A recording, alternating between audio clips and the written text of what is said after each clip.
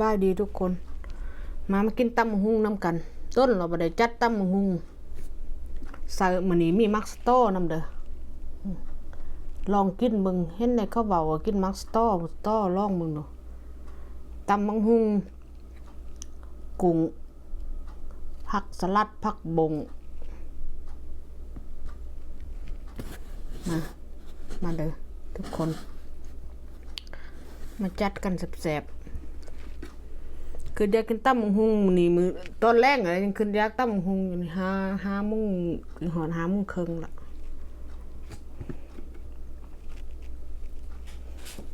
มาเด้อมากินน้ำกันทุกคนตำบักหุ่งก็ขาดข้าวเหนียวบ่ได้เขาเฮาก็ได้กับข้าวเหนียว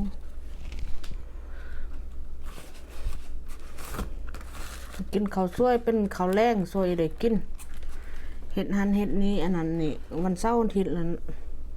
หลายแนวเฮ็ดข้าวเหนียว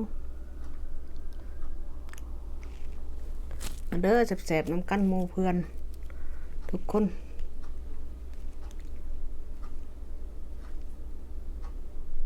ตำบักหุ่งใส่ปูดองใส่ปลาแดก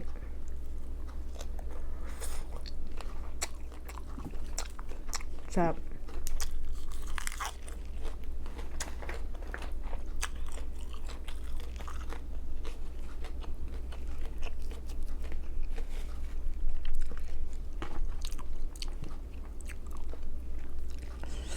ลองกินหมูมักสตอนะ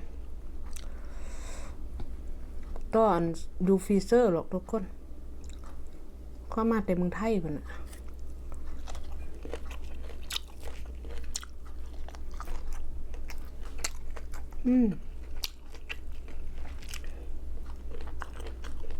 แซ่บแต่คมเลย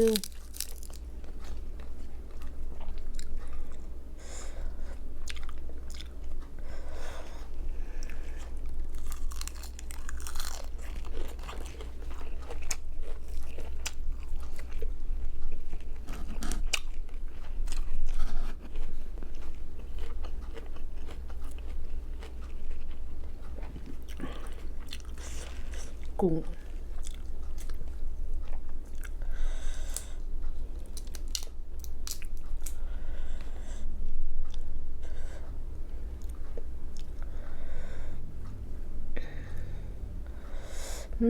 แซ่บ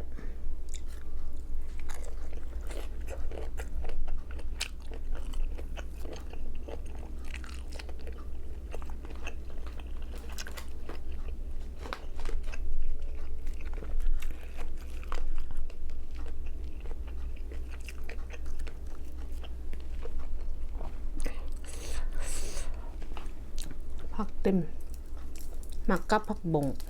ตำหู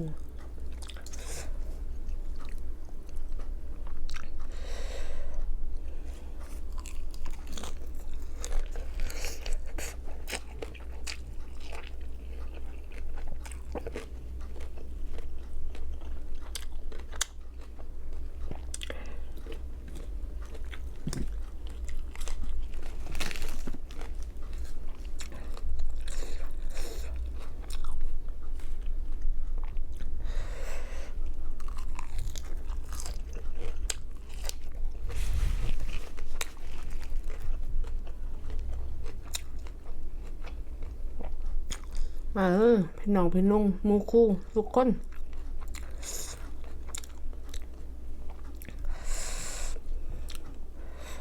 แซ่บ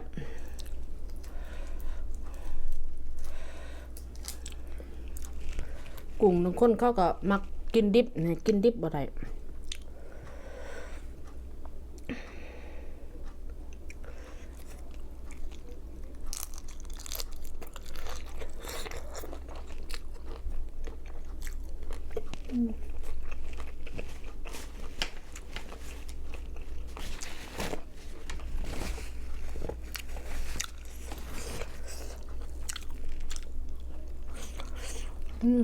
แซ่บ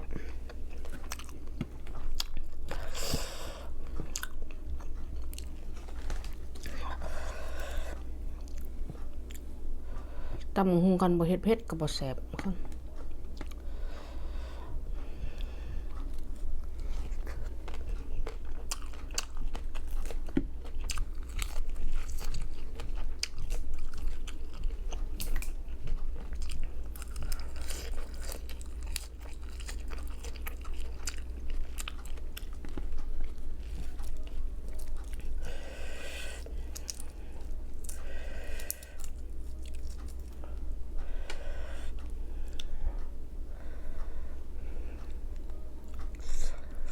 หมู่คูน้องนุ่งทุกคนลูกหลานมาเด้อมากินตำหุงน้ำปลาแซ่บแซ่บ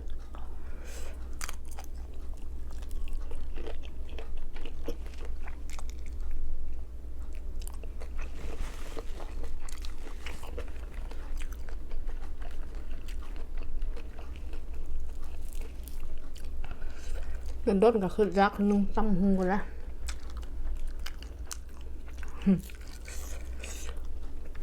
ร้านมันแรงมันคำเลยยัง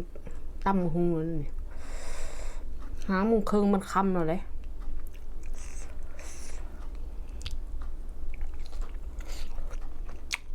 มักต้อครับต้องซื้อมากินนะไม่เคยกินเพื่อมักจะต้อกันนะ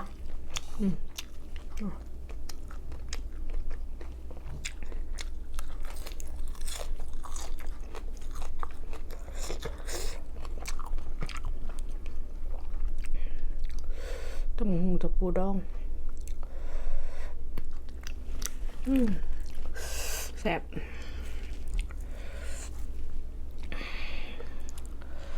มาเด้อหมู่กูทุกคน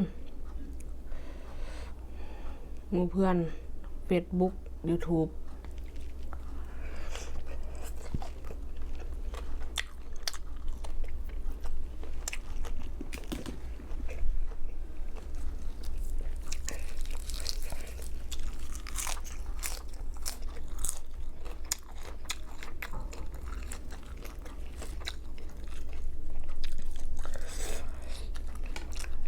กลุ่ม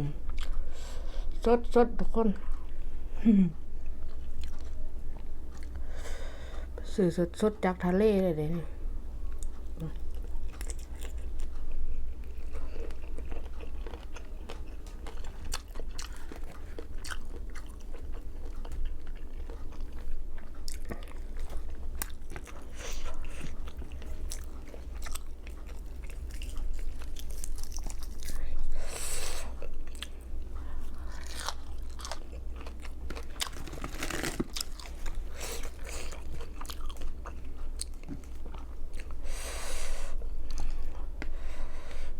กินอาหารยังมากบ่แซ่บกับมันคือกับตำหุงอยู่เฮือนเนาะ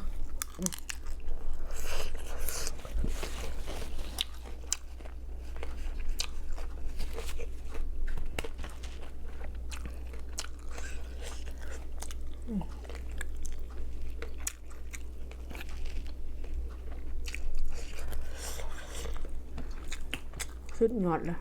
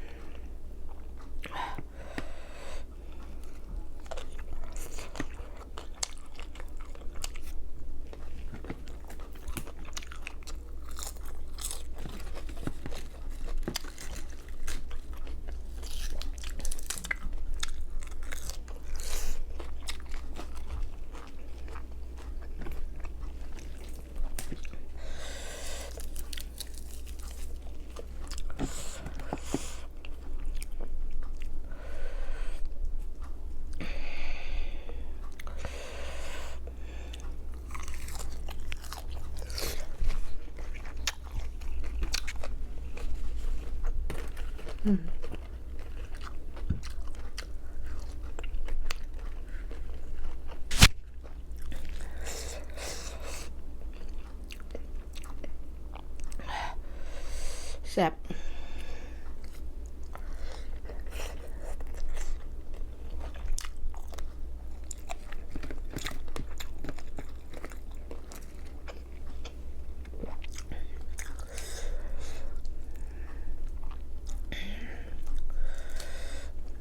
ตำกัน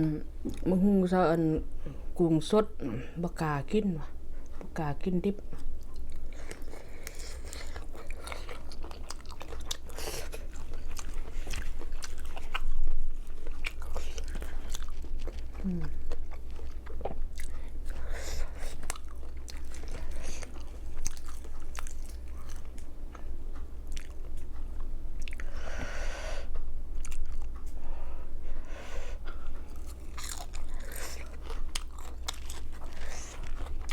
โอเคทุกคน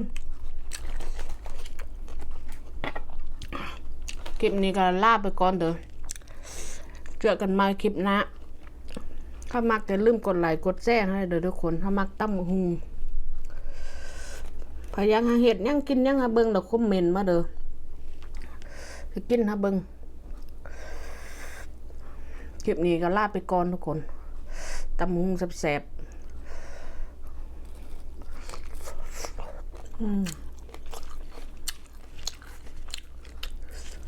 โอเค